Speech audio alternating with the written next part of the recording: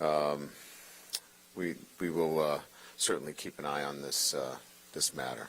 So, with that, we'll move on to this weekend, and obviously last weekend. Our football team was challenged for 4 quarters against an Arkansas football team that we knew was going to be difficult to play at Fayetteville, and they were. They were well prepared.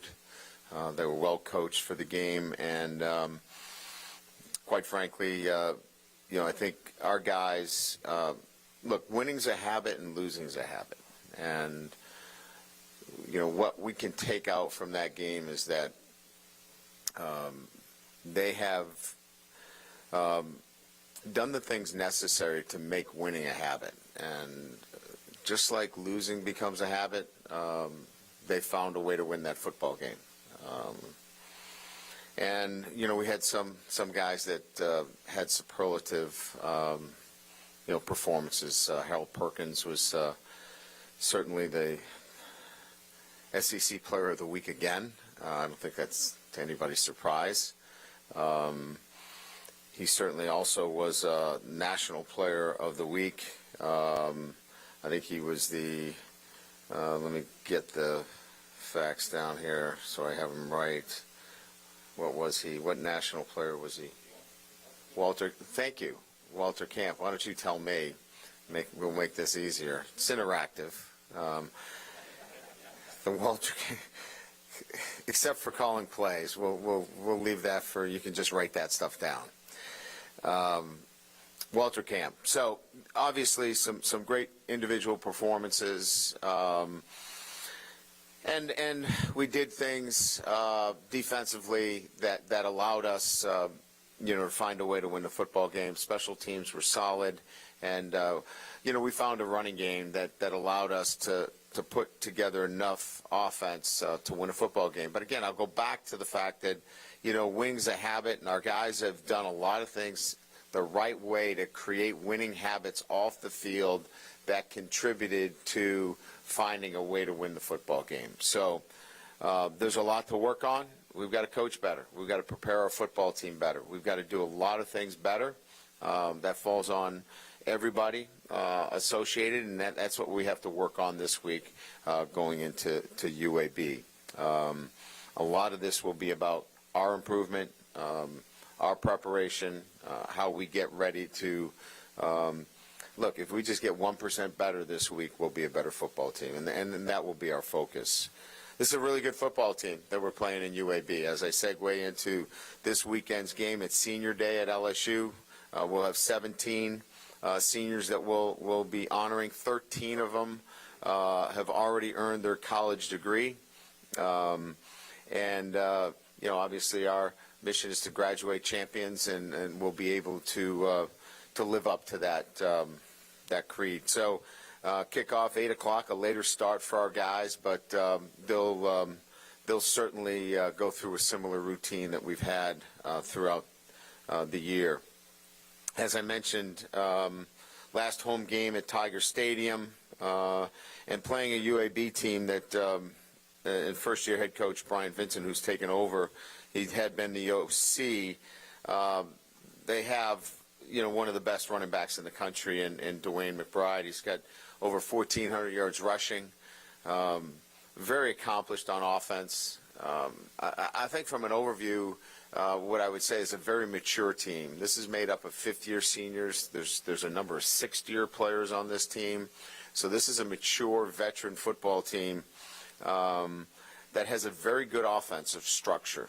This is a team that knows what they want to do. They want to run the inside-outside zone play. They want to be play-action pass. Defensively, they're in a 3-down, 4-down structure. It's a well-coached football team, and it's a team that, quite frankly, is better than its record.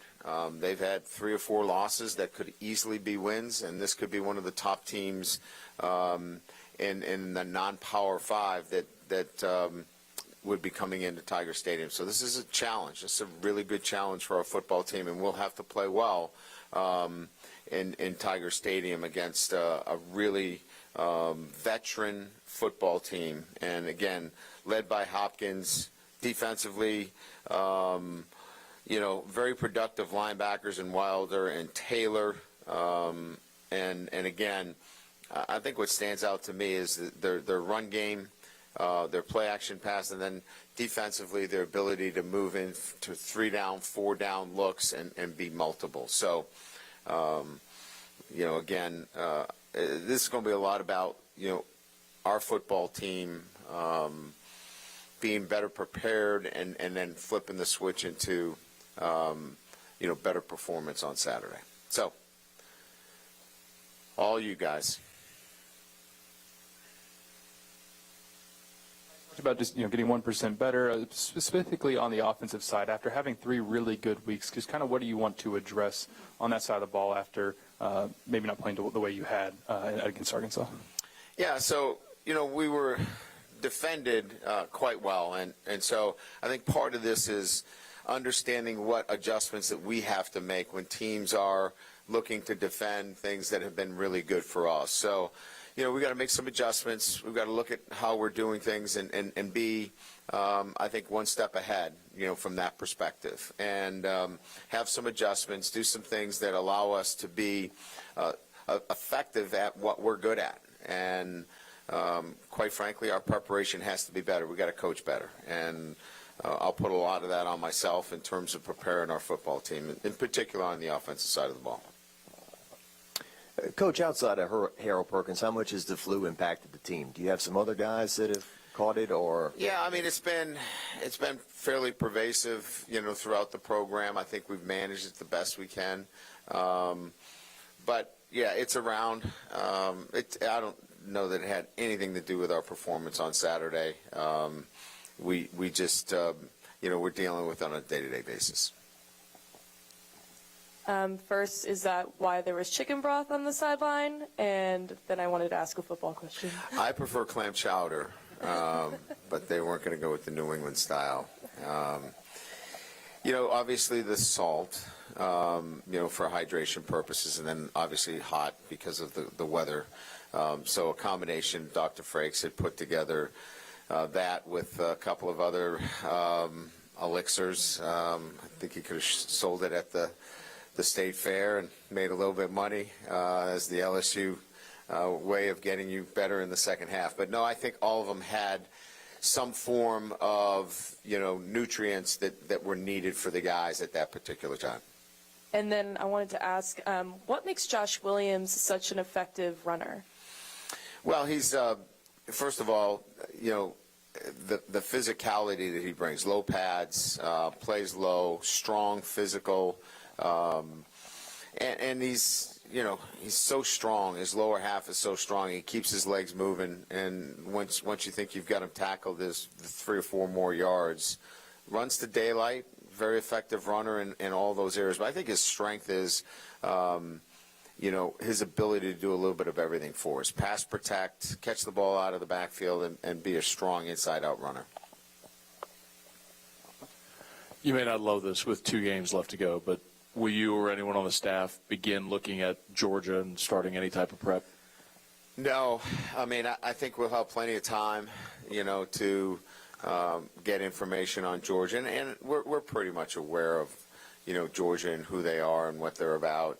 So, our focus will be on UAB and A&M because they matter. Those games, for us in terms of where we are, and the development of our program, these singular games are so important to us. Look, I get the SEC championship game is what it is, right? It gets you one step. But as we're climbing this ladder for us in terms of the development of our program, these games are so pivotal for us in terms of our development. It's crazy to be able to think of anything else but these individual games. Coach, a couple of things. The 3-man front by Arkansas, do you expect to see that from other teams until you adjust? And 2, as a program, are you ahead of schedule? We've seen 3 down probably more than any other front. I think what was different is their edges were a little bit more aggressive, and we just simply didn't take advantage of that aggressiveness. And like I said, I think it falls on me, and we've got to prepare our team to be more aggressive to teams that want to play 3 down with the edges being so close. We have talented players on the perimeter, and we've got to get the ball out to them. So that's the answer to question 1. Question 2 was, look, I didn't put any wins or losses on this team. I want to play hard. I want to be better in November. I want to teach them how to win. I think we've hit all of those markers, and that's kind of where I wanted this program to be. So I think we're at where we should be at this time. Yeah, Brian, right here. After the game, Sam Pittman talked about their whole defensive game plan was not to be gap Sam, was just to blitz and get Daniels on the ground. That's the first time you've seen a defense basically say, we got to stop this guy first. It was an aggressive defensive game plan that, was unique in that sense, but we have to be better. We have to prepare for those kinds of situations where defenses just say, we're just going to give you everything we got, and what do we have to lose? And it falls on me and our offensive staff to prepare for those kinds of situations, and we'll be prepared, and it won't happen again. Right up the middle, Coach. Harold's obviously gathering a lot of attention, and rightfully so, but could you speak to his teammates opening him up, freeing Yes. him up, and the job that each of them maybe differently are doing to allow him to be so free? Yeah, I mean, obviously a lot of this has to do with the ability to flush him out, and, that's, BJ and Ali Gay, and certainly, Jay Roy probably had his best game of the year. I mean, there's a lot of guys that go into this, right? Mike or Baskerville, I could go on and on with that front. Savion was outstanding. He played with speed and agility. That group up front, Makai Wingo, we've talked about all year, they make a lot of that happen because they flush that quarterback. And then, you got a guy like that can just chase him down. It's pretty impressive that the marriage, if you will, between the two, where you have a group that can get a quarterback outside the pocket and then go chase it down.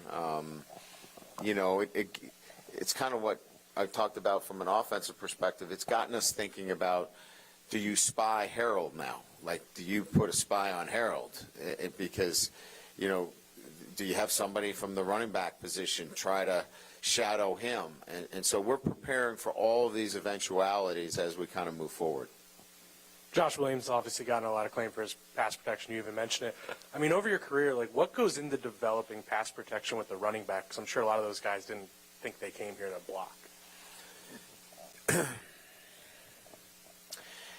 Yes and no. I mean, look, I understand the question, but I think it's important that running backs clearly understand that if you want to stay on the field, right, you can't be a miss it. I'm going to miss you, right? You're going to be on the field less because you can't pass pro.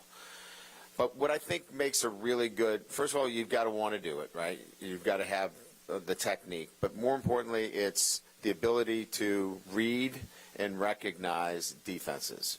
Most backs go what we call coast to coast. They start on one side, and then if their read doesn't show, they have to go all the way across and then read the other side. And that's a lot. And so most backs have to be able to do that. And it requires a lot of film study. Coach Wilson has to spend a lot of time with those backs, and they have to watch a lot of film and pick up a lot of different blitzes. And so football intelligence is really important at that position. So in recruiting, we have to make sure that backs have that ability to do it. And Josh is one of them that has a high football IQ. Coach, when you were building this roster in the offseason, I think you said, we want guys that want to be here as a big priority to the transfer portal and all that.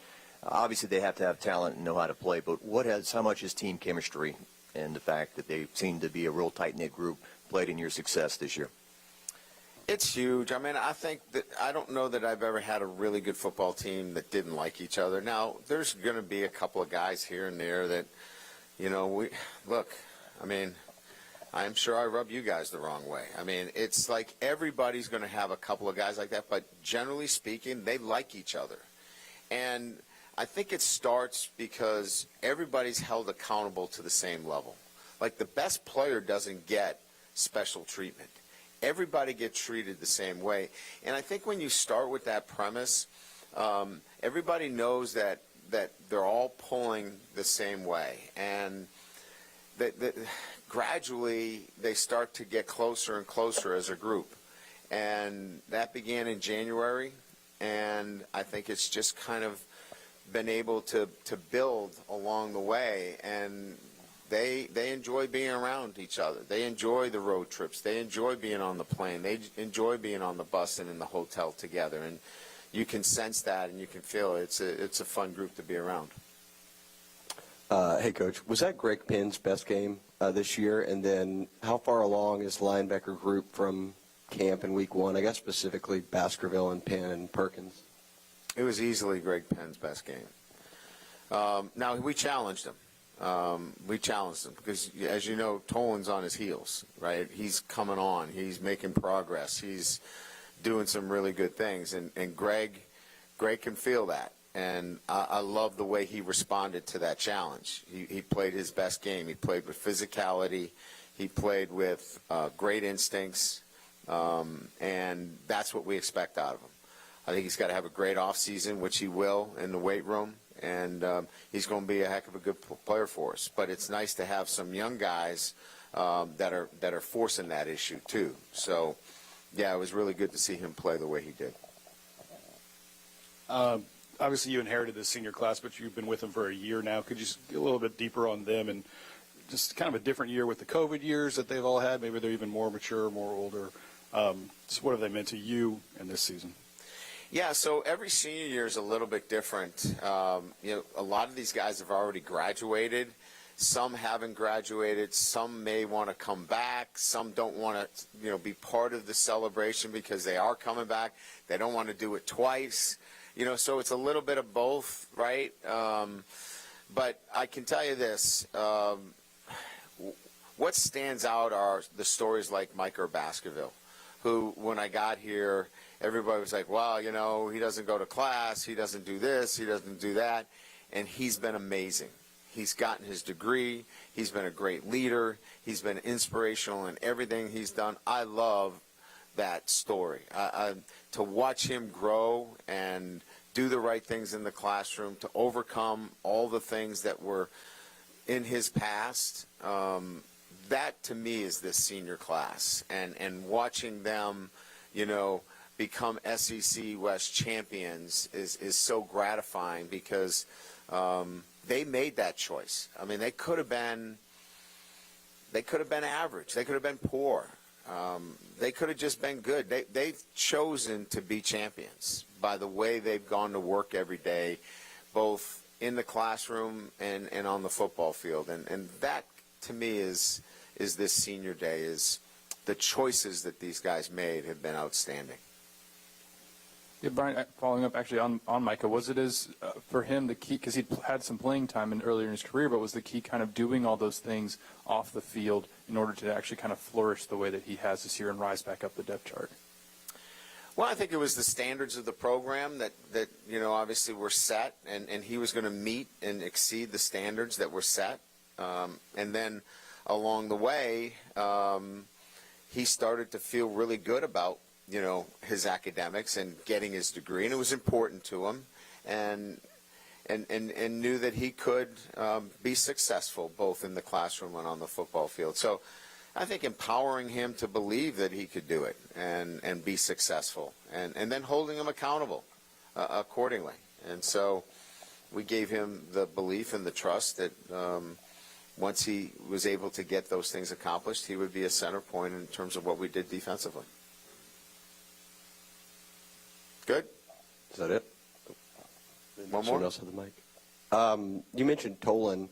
You only signed 15 high school guys, and I think 6 or 7 are either starting or at least playing a lot. I would have How- signed more if we could have. Right. How impressed just have you been with that group, especially consider that you're starting them at really key positions? Yeah, that freshman class has obviously been a huge piece of this SEC West championship team, right? You know, you've got 2 starting tackles, you've got a tight end, you've got Harold Perkins, you've got Tolan, you've got a number of guys that are playing in roles that are helping us in so many different ways, from, you know, Dybert kicking the ball into the back of the end zone on a regular basis. You know, you just go through the roster. That freshman class has been very impactful. Just quick personal updates. Brian Thomas, John Emery, how are they doing? Then also Garrett obviously seemed available but didn't play. What was sort of the reason behind that? Brian Thomas should be. Well, I'll know this afternoon, but he went through the next step in the concussion protocol. He was in a concussion protocol from practice. He did very well. We're hopeful that if everything goes well today, that he will be in non-contact tomorrow, and then obviously continues to move into contact on Wednesday. The next one was John Emery, fine, just a bruise. Hey, Coach. One of the sort of the unsung heroes this season has been Damian Ramos. What sort of Yes. growth have you seen from him this year? I just think consistency has been, like, when we talk about his growth, you know, we brought him in halfway through camp, right? And so his growth has been so meteor. I mean, it's been a meteor, right? He's gone from not being here to he takes over the starting position. And then I think just consistency. And I think that kind of pretty big for a kicker, right? Just to be consistent week in and week out. I've really liked his progress. Just, you know, every day he comes with the same kind of mindset. And he works on any of the things that, you know, that have been an issue, right? You know, if he misses from a particular hash, he's going over and working on that particular skill set. He's very organized, very thoughtful, very intentional in everything that he does. Thank you.